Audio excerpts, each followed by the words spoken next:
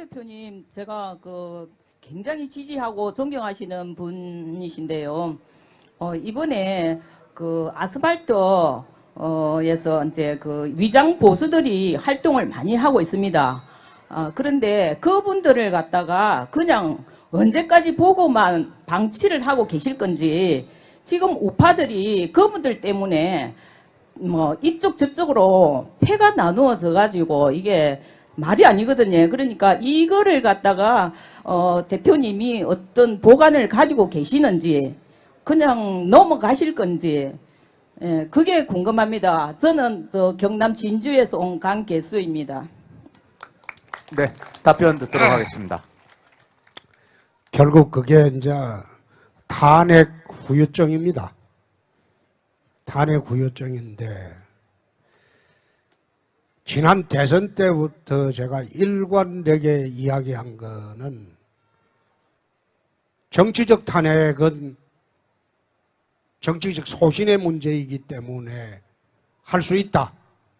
그러나 사법적 탄핵을 하는 것은, 그것은 해서는 안 된다. 난 일관되게 그래 주장을 했어요. 국회에서 국회의원이 300명이면 국회가 300개가 있는 겁니다. 헌법적으로는 한 사람 한 사람 국회예요. 그 국회의원이 소신이 틀리면 4년 후에 국민 여러분들이 심판을 해서 쫓아내야 됩니다. 그렇기 때문에 국회의원 재임 중에 자기가 어떤 행위를 하더라도 그 심판은 4년 후에 받습니다. 정치적으로 탄핵하는 것은 자기 소신이기 때문에 그건 할 수 없습니다. 그런데 사법적으로 탄핵을 하려면 증거가 있어야 돼요. 탄핵 재판 당시에는 증거가 없었습니다. 그래서 내 탄핵은 사법적으로 해서는 안 된다고 했습니다. 그런데 헌법재판소에서 제가 보기에는 여론재판을 해버렸습니다. 여론으로 탄핵을 받아들였어요. 근데 이것을 무효할 방법이 없습니다. 우리 헌법상 단심제로 끝나버리는 게 비상계엄하의 군사재판이고 탄핵재판인데, 비상계엄하의 군사재판도 나중에 재심의 길이 열려 있습니다. 그런데 유일하게 재심의 길도 없는 것이 탄핵입니다. 이제는 탄핵을 무효화시킬 방법도 없고 어떤 식으로 해결 방법이 없습니다. 없는데 과거에 얽매여 가지고 무효화를 주장한다고 해서 그게 무효가 되는 게 아닙니다. 잘못된 결정인데 그걸 바로잡을 길이 없어요. 헌법 체제 하에서. 그렇다면 우리는 미래를 보고 가야 됩니다. 다시 과거에만 얽매여 가지고 이제는 바로잡을 수 없는 과거가 되어버린 것을 거기에 얽매여서 우리가 같이 허죽되는 것은 옳지 않다는 생각입니다. 그래서 말씀하신 취지는 내가 어떤 취지인가 내가 다 압니다. 아는데 같이 물에 빠져 죽을 것이냐, 우리라도 살아남아서 새로운 나라를 재건할 것이냐, 그 차이입니다.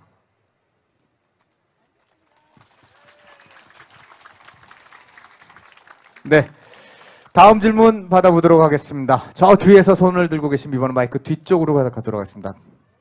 회색 옷과 노란 옷, 저 뒤쪽, 그 뒤, 네, 뒤로 갔습니다. 앞뒤, 좌우, 뭐 이렇게 골고루 한번 가보도록 하겠습니다. 네, 말씀해 주시죠. 예, 대표님 반갑습니다. 김해에서 온 한완입니다. 조금 전에 대표님께서 내년 지방선거에 청년과 여성 우선으로 공천을 한다고 말씀하셨습니다. 이에 먼저 환영의 말씀을 드리고, 사실은 이것보다도 더 심각한 거는 공천만 가지고도 우리 청년들이 정계에 진출하기가 상당히 어렵습니다. 선거를 하다 보면 선거 비용이 많이 듭니다. 첫째, 금수저가 아닌 이상 선거 비용에 대해서 부담이스러운데 거기에 대한 우리 청년들과 여성들에 대해서 좀 파격적인, 이것보다 더 파격적인 시스템이 필요하다고 저는 생각하는데, 대표님이 가지고 계시는 보완이 있으면 말씀해 주시면 감사하겠습니다. 네. 지금 선거법상 선거 비용은 전부 보조이 됩니다. 15% 이상만 득표하면 선거 비용이 보전을 해줍니다. 다 돌려줍니다. 그래서 15% 이상만 득표만 하면 선거 비용이 보전이 되기 때문에 선거 비용 이외의 비용을 사용하는 것은 불법입니다. 그러니까 빚내서 선거하고 15% 이상 득표 받으면 본전합니다. 아하. 그러니까 선거 비용 이상 쓸 생각을 한다면 출마하지 마십시오. 어허. 그럼 15%를 못 받았을 경우에 어떡합니까? 자유한국당 공천 받으면 무조건 15% 이상 받습니다. 근데 다른 정당 공천 받으면 15% 못 받는 경우가 굉장히 많습니다. 알겠습니다. 예. 저 옆자리에서 큰 소리로 어떤 분이 홍준표 살아있네 하셨습니다. 어르신이. 예. 그리고 지금은 선거뿐만 아니라 돈 안 드는 정치 시대가 지금 진행이 되고 있어요. 되고 있고 선거에 선거 비용을 초과하는 비용 쓰면 당선도 무효되고 징역 갑니다. 지금 세상 달라졌어요. 그렇게 방금 청년 그 공천 이야기를 하는데 우리 당 공천 받으면 적어도 경상남도에서는 15% 이상은 무조건 받을 수 있으니 돈을 돌려받는다 이 말이에요. 그러니까 돈 없으면 빚내라. 빚내서라도 출마하십시오. 예. 돌려줍니다. 또 명쾌하게 또 답을 내려주시네요. 예. 알겠습니다. 예. 자, 다음 질문 들어볼까요? 예, 저쪽 가운데 쪽에 여러분들 왼쪽 지역의 가운데 쪽에 손을 드신 분 계십니다. 마이크 드리겠습니다. 예, 반갑습니다. 창원시 소상공인연합회 회장하는 성장권입니다. 홍 대표님 만나 뵙게 돼서 대단히 영광스럽습니다. 제가 좀 아쉬운 소리를 하려고 일부러 이 자리에 나왔습니다. 저희 소상공인들이 지금 경제가 여러 가지 어렵다가 보니까 현실이 너무도 어려운 지경에 빠져 있습니다. 그런데 저희 소상공인 전체 인원이 약 우리나라에 605만 명 정도가 됩니다. 600만 명이 되죠. 예. 예. 근데 사실은 양대 노총이 다 해도 200만이 안 되거든요. 근데 양대노총보다도 민노총은 사실 3%도 안 되죠.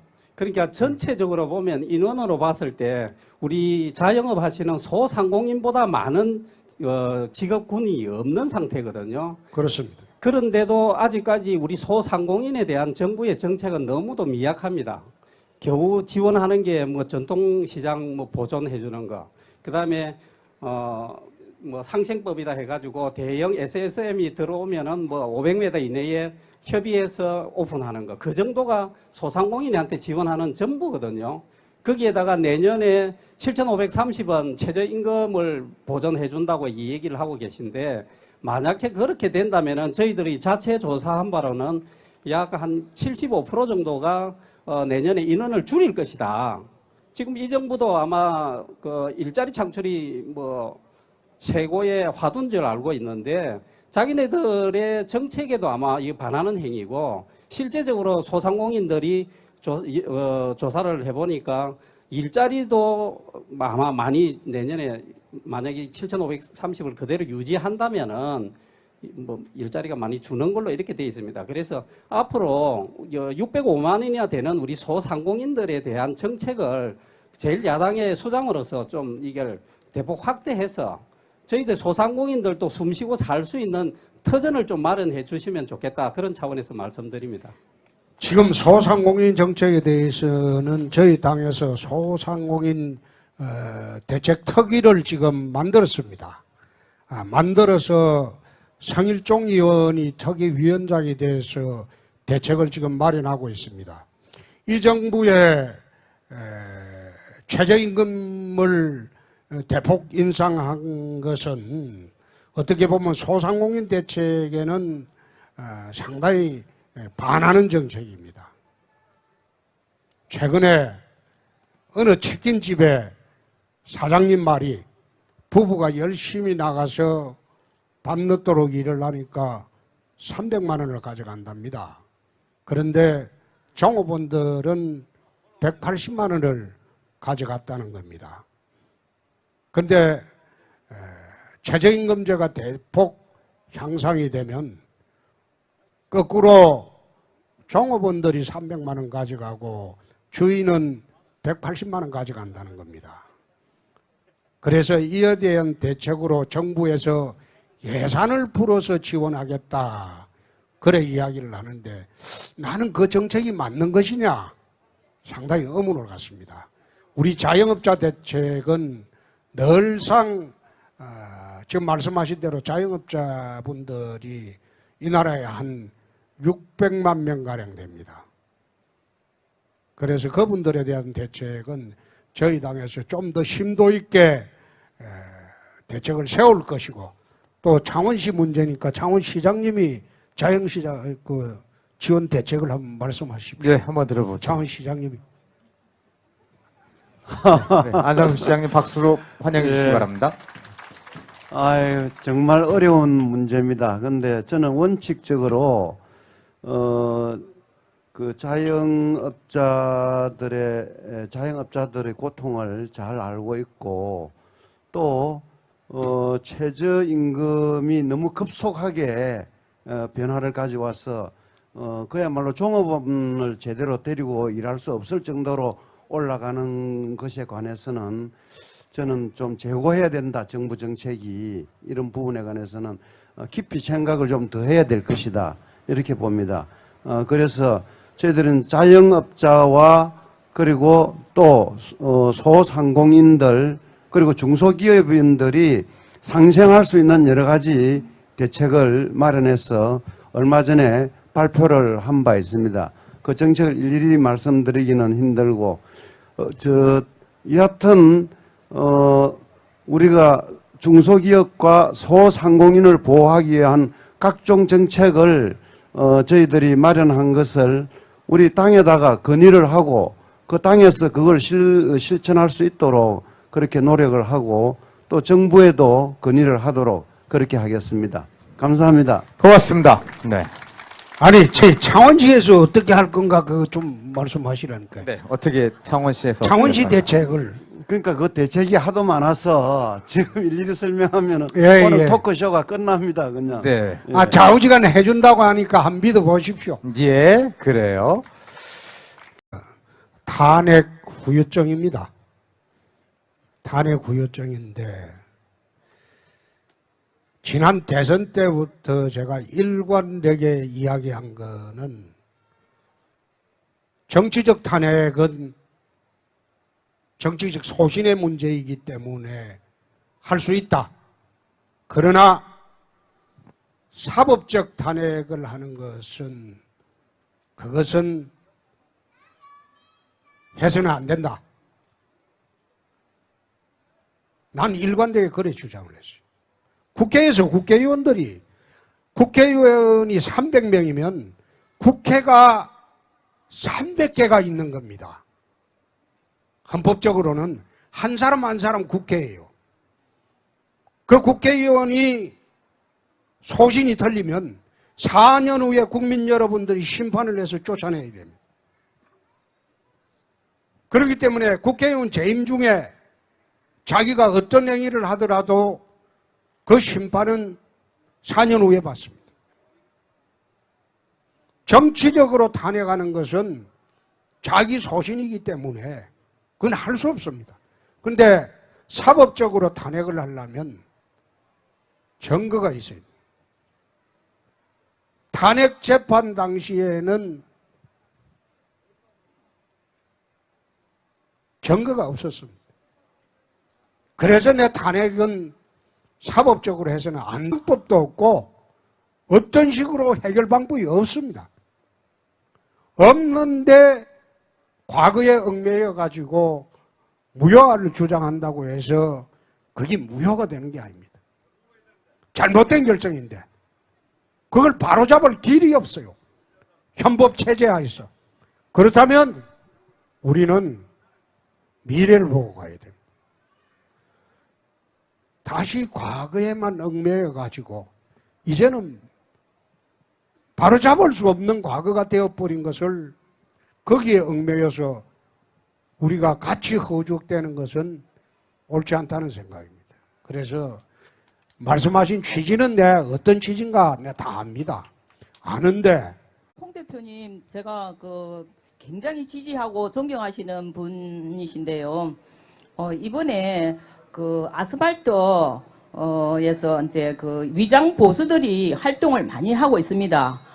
그런데 그분들을 갖다가 그냥 언제까지 보고만 방치를 하고 계실 건지, 지금 우파들이 그분들 때문에 이쪽 저쪽으로 패가 나누어져 가지고 이게 말이 아니거든요. 그러니까 이거를 갖다가 대표님이 어떤 보관을 가지고 계시는지 그냥 넘어가실 건지, 예, 그게 궁금합니다. 저는 경남 진주에서 온 강계수입니다.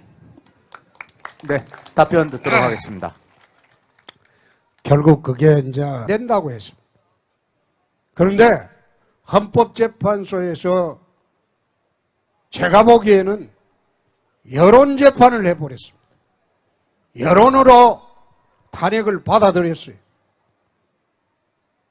근데 이것을 무효할 방법이 없습니다. 우리 헌법상 단심제로 끝나버리는 게 비상계엄하의 군사재판이고 탄핵재판인데, 비상계엄하의 군사재판도 나중에 재심의 길이 열려 있습니다.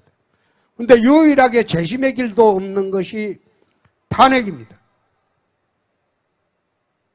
이제는 탄핵을 무효화시킬